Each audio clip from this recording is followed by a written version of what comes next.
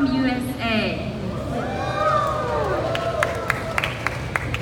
She was born in Florida and she was living in Alaska, and now she's living in Los Angeles.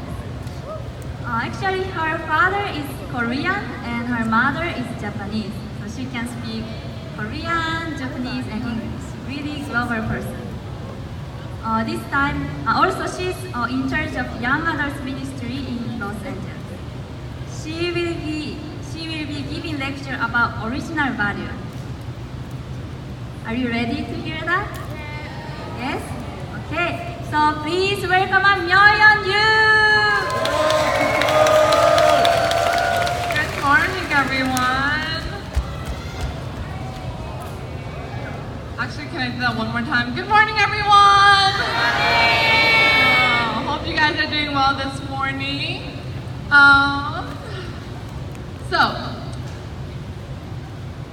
Before I start, I'd just like to quickly introduce myself. Really briefly, my name is yeon. I am from America, but I'm half Korean, half Japanese, but I was born and raised in America. So I'll be speaking in English today. I hope that's okay. Is that okay? Okay. Currently, I'm a college student, but I'm actually studying international relations and politics. So hopefully I'll be focusing my major on security and peace conflict. So hopefully for North and South Korea. So that's my dream. But today I wanted to talk to you about how I was able to find my dream, how I was able to find my responsibilities, and how I was able to see my own value and really go from there and see what my purpose in my life is. Is that okay? Yeah? Okay. Translate. Okay, so, anyways, I hope you guys are having a good workshop so far. We've learned so much already. We heard True Parents Life course. We got to see True Parents, True Mother. She spoke to us and gave us some few words. And not only that, but we were able to go to some very historic and providential places in True Parents' life. And we've actually been learning so much, and you guys are receiving a lot. But even out of all the things that you're receiving, I hope that you can gain at least one thing that is valuable. So is there something valuable that you have taken from our experience so far? And that's actually what I wanted to talk to you about today. So today I'm going to be speaking about our value, specifically our original value. So the DP Talk point today is the Principle of Creation, Chapter 1, Section 4, Original Value. So before I start, I'd like to ask you to think about this one question. So if everybody can ask themselves this question, what do I value the most? Ask yourself right now, what do I value the most? Just think about it for a couple seconds.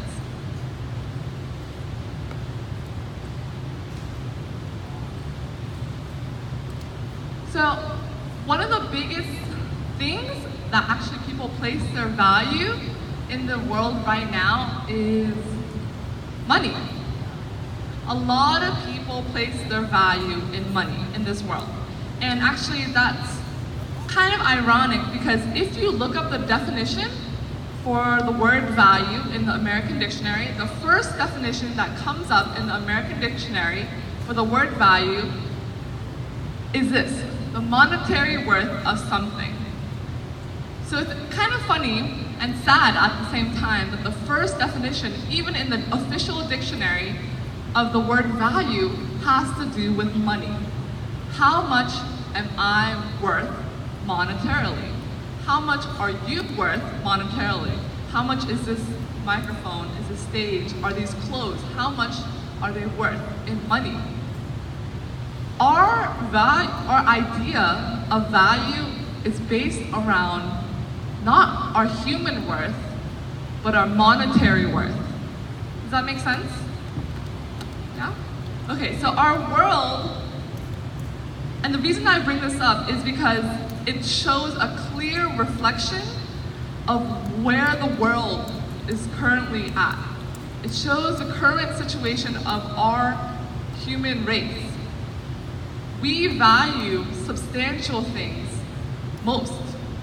We value items, clothes, goods. And I think many of us here, when I asked you the question, what do I value the most? Some may say family, some may say friends. Some people probably said my clothes, my car, whatever it is. So, the current state of the world has so many things that's valuable to them. Not just money, but not how much money you have, but what kind of car you drive. Some people find that very, very, very valuable. It's very important to me what kind of car I drive. It's also very important to some people how many friends they have. I have to have this many friends. I have to be this popular at school. I have to be liked by everyone. Those kind of things are what's important to a lot of people. And even a lot of people that you may know, or even some of us here, may think the most valuable and important thing for me is my clothes, my bags. Like, what kind of brand bag do I have? What kind of shoes do I own? Did you know that in America, people wait in line for hours and almost days to get a new pair of Jordans, Michael Jordan shoes? People wait for hours in line just to get a pair of shoes, because that's how much they value that shoe. And it's just a shoe. We wear it every day and it will get dirty anyways. But that's how much some people value it. So it really makes us think, where do I get my value from? I'm putting so much value in other things, but where do I get my value from? If, according to the dictionary, if my value is based off of monetary value, that means every single person in this room has some kind of monetary value. Can I say that, oh, I'm worth $500 and that person is worth $30 and that person is worth $120, that person is worth $1 million. Can we say that about each other? Just like we can say that about my shoes, my car, my house. No, of course not. So the way we view value and the way we view value within ourselves is not based on money. It shouldn't be based on money. It shouldn't be based on anything actually, except for one very important thing. So this is a question I want you to ask yourself right now. This next question, where do I get my value from? Where do I get my value from? So if you can think about that question right now, where do I get my value from?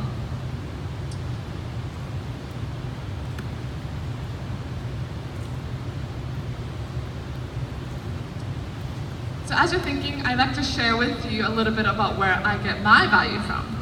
I'm sure everybody has different answers and has really great reasons for where they get their value, but I'd like to share with you today, personally, where I get my own value from. So this is a quick little story. So, like the previous lecture, I am a little bit older than you guys, maybe some 10 years older, 9 years old, 8 years older. But regardless, I have experienced the same exact things that you guys have. I went to high school, I went to middle school, I was in sports, I was in clubs, activities, I went to many workshops just like you. And most importantly, we all grew up together in the same church environment, the same culture, right? As second, third generations. We've been educated the same. But a lot of people outside of this room, this building, have completely different experiences and have been taught completely different things. Therefore, this question, where do I get my value from? They have a completely different answer than most of us in this room, right? And I was once there, and I think some of us are still there, and that's why I wanted to share this story. When I was in high school, the most important thing to me was not God, it was not your parents, it was not my family. They were important, but it was not the most important thing to me. It was actually the way how other people viewed me. How does this person think about me? How does that person think about me? Do my teachers like me? Does that person think I'm nice? Am I fitting in with the fashion trend? No. Do I have friends? That was the most important thing for me. Do other people like me? Am I someone that people want to be around? And that was where I got my value from. Can anybody relate to that? Does anybody have the same thoughts? Always worrying, oh, what does other people think about me? No one? Is it just me? Yeah, okay. Well, that's good, okay. Yeah, oh, there you go, okay, perfect. Yeah, we always worry about this, especially at this age, especially in high school. We worry about how other people view me. And because of that worry, subconsciously, that's all we act upon. Subconsciously, that is where we get our value from. So, anybody have Instagram? Who has Instagram? Or Facebook? Or 카톡? Line? Twitter? Yeah, everybody has social media. I have social media. You know, we put a picture on our Instagram to show you and other people what I had for breakfast. Right? How many people on Instagram see so much food? Ice cream, pizza, pasta, or travel, different countries all around the world, or fashion, clothes, cars, jewelry, makeup, right? We see all these things that people post up. I post up those same exact things, and we like it. We like it. We click, and we like the picture. Right?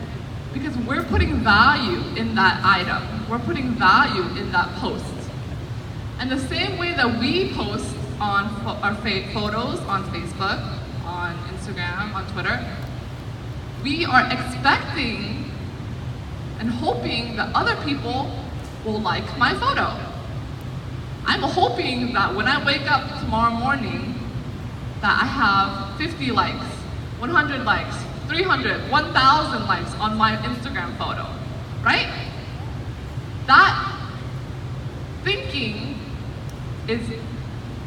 that action is based off of the thinking that I'm so concerned how other people view me. Okay. So many things I did in high school. I went to different sports activities. I did this because all my friends were going. I went to my friend's house because all my friends were going. I went to the movies, even though I should be doing homework, I went to the movies, or I went to hang out with my friends because all my friends were going. And if I didn't go, maybe I would look uncool. Maybe they would think that, oh, she doesn't want to hang out with us, So I would do everything based off the fact of how I could be received and liked by other people. And even to the point that we don't even realize what we're doing. We just subconsciously, we do it. And we don't realize that it's because of what other people are, how other people are affecting us. So what did I do? What did I lose from trying to focus on my value from other people? Because I went to my friend's house, because I went to the movies, because I'm always with other people, I sacrifice what's really important. Time with my family. Time with my mom, my dad, my brother, my sister. Spending time with them over dinner. I barely ate dinner with my family. Actually, I barely lived at home because I was always out with my friends. Right? And that's really sad if you think about it. And that's a lot of valuable time wasted based off of the fact that I wanted to be liked by my friends. So I spent a lot of time trying to gain friends. I spent a lot of time trying to be liked by so many people, But then fast forward to today, 10 years later, how many of my friends are still my friends? None. Yeah, maybe one or two I talk to, but none of them are in my life anymore. Not in a bad way, but we just grew apart. In that moment, when I was in high school, my happiness and my joy came from those people. I placed my value and joy in those people, not my family, right? Not God, not your parents, but those people. But then those people left. They're not in my life anymore. So if they were my source of happiness, but all of a sudden they're gone, am I happy anymore? No. Now I have to find something else, something that's more interesting to keep me happy. And maybe that's money. Maybe I have to go to money to find my source of happiness. Maybe that's the new shoes, or what school I get into, or what job I get. I'm constantly changing where I find my happiness in. And that's a problem. Because those things are eventually gonna go away. Those things are eventually gonna disappear, and I hate to break it to some people, but those people who spent long hours in line waiting for those Jordans, and when they die, they're not gonna take those shoes with them.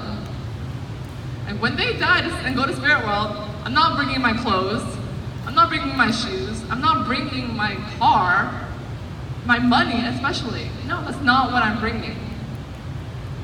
So where is it, this source of joy and happiness that's always consistent, that's always unchanging? Where am I going to find that? And I think many of us know the answer to that. And that's within our own original value. Right now we have an idea of value that's not wrong per se, because it does make us happy. You know, my friends make me happy, my clothes make me happy, but it's not concrete. It's not unchanging. It's not absolute. That's not where we were originally supposed to receive our value from. Our original value, from the divine principle, so I'm just going to read this. The original value of an entity is determined through the mutual relationship between the purpose of the entity according to God's idea of creation and people's desire to treasure it and bring out its true worth. It is a little bit complicated, but essentially, the purpose of why we exist, the purpose of our life, is the purpose of creation. The purpose of why God created me, you, your siblings, your parents, your friends. Why did God create me? God's idea of creation. It is God who sets the standard for its value. Okay, that's very important. It is God who sets the standard for its value. And since God is absolute, the original value of an object partner determined in relation to this standard set by God must also be absolute. God is the only being that is absolute and unchanging, correct? Yes? Do we agree? My friends are not. But if I find happiness in my friends, and they're always changing, my happiness is always changing. But if I find happiness in the way how God views me instead of how other people view me, because God is absolute and because God is unchanging, my value is absolute. My value is unchanging. Therefore, I will always be happy. I will always experience love. I will always experience joy because God created us to experience love and created us to experience joy. Okay. Our value is the greatest potential that we can ever be, our original value. Does everyone understand? Yeah? Okay. It's really simple actually if you think about it. So, if I was in your shoes, 10 years ago, someone told me, Yeon, you're happy right now because of your friends. But are you going to be happy 10, 20, 30, 40 years from now? When you die, are you going to be happy still because of your friends? If someone asked me that question, the answer is really simple. No, of course not. So I have to ask you this question today. 10 years from now, 20 years from now, 30 years from now, the thing that you value the most, the thing that gives you value the most, will that make you happy in the future? If the answer is no, you are placing your value in the wrong thing. If the answer is no, your value is not in God. But that's a good thing. Because now you know, if it is this true joy, this true happiness I want to attain for the rest of my life, how can you find it? Simple. In God. Finding the absolute joy is found in the absolute being, our Heavenly Parent. So, we all receive True Mother's words, right? And actually, we have two responsibilities. First is realizing our value in the eyes of God. That's our first responsibility, right? We have to realize that my value is from God. That's number one, and that's what I've been talking about so far. But everyone in this room actually has a bigger responsibility. And it's because of what True Mother said the other day. Does anybody know why we in this room have a bigger responsibility than people outside?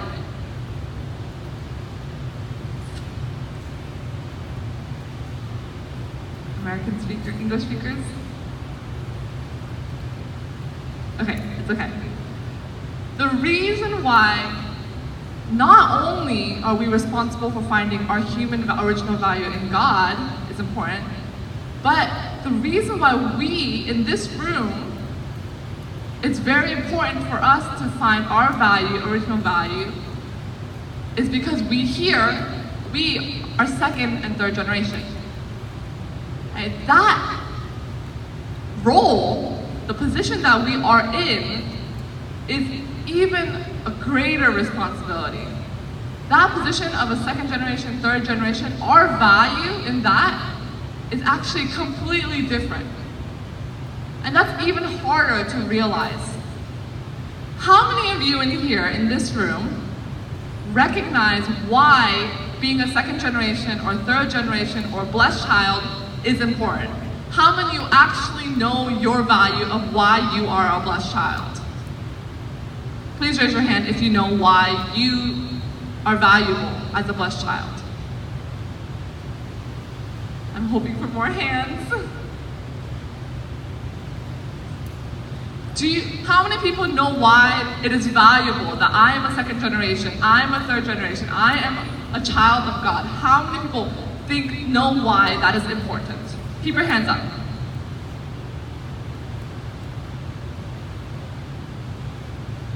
Okay, that's good. Okay, that's okay. Right, the reality is, we first don't know why we have our original value, and on top of that, a lot of us in here, including myself, struggle with understanding the value of being a second generation, a third generation, a blessed child. We struggle with that. Is that a good or bad thing? Not the greatest thing in the world, but we should try to understand why it's so valuable of the position that we're in. Do you agree? Okay. How do we know our value? So who are we? We are second, we are blessed children. And what is my value? What is my responsibility? Ask yourself that question. And even if you don't know the answer, don't worry, because actually we received the answer a few days ago. Right? We've been told this answer our whole entire lives. And actually, it's your mother's words, what she said the other day. You are your parents' children. Right? She asked us, are you your parents' children? We said yes. But what does that mean? You were born through the blessings of two parents as second and third generation, right? Then, here's the answer. This is our value. This is our responsibility. Here is the answer. If you don't know why you are valuable as a blessed child, here's your answer. Then, shouldn't you fulfill the purpose in which God, the Creator, tried to embrace humanity through the creation of principles? The purpose, our job, our value of why I'm a second generation, I'm a third generation, I'm a blessed child of two parents, is we were born because we need to fulfill the purpose of creation. And we need to fulfill, earlier you heard the lecture on also the purpose of creation, of joy. God loves every single one of us, right? And we have to make sure we love everybody else because they are children of God. Right? Our job is to fulfill the purpose of joy and creation back to God, and for us to experience joy and love from God as ourselves. That's it. We have to fulfill the purpose of creation, of why God created us to begin with. It sounds easy, but it's not the easiest thing in the world. But then, Chumada asked us to do, this is how we could do it, right? You shouldn't keep the happiness by yourself, right? Will you pledge unchanging loyalty to true mother, who is the only begotten daughter, until the day when 7.5 billion people of the world knows of the heavenly parent and true parents, and offer gratitude and praise? The reason why we are born as blessed children, through the blessings of true parents, is so that we can tell the rest of the world, the 7.5 billion people in the world, about true parents. Right? That is our responsibility. We have to share with the rest of the world true parents. Because if they don't know that, they will never experience the absolute happiness, the absolute joy, the absolute love that we experience. We experience that. We're lucky enough to not be controlled by money, by makeup, by clothes, by shoes, by cars. Like we should be grateful for that. We have a greater source of love and joy that we can tap into. But like Chumada said earlier, you want to share that happiness. If you feel this love and happiness from true parents, from your parents, your family, from God, that ultimate source of love, shouldn't we share it with other people? Yeah, I hope so. I hope I can share this love that I received from true parents, from my parents, from God to other people. Because I know that I've experienced it, I felt it. And it's so strong that it can really, really change someone's life. So we have to know our value and our role and responsibility of second generation and blessed children. But in order to do that, I hope that everyone here recognizes where their own original value comes from, where your own value comes from. I'll tell you the answer. We already read it. It's from God, but I hope that every single person in this room can come to that conclusion and find the value within themselves from the viewpoint of God, as children of God. Okay. All right, that's all for this morning. Thank you so much.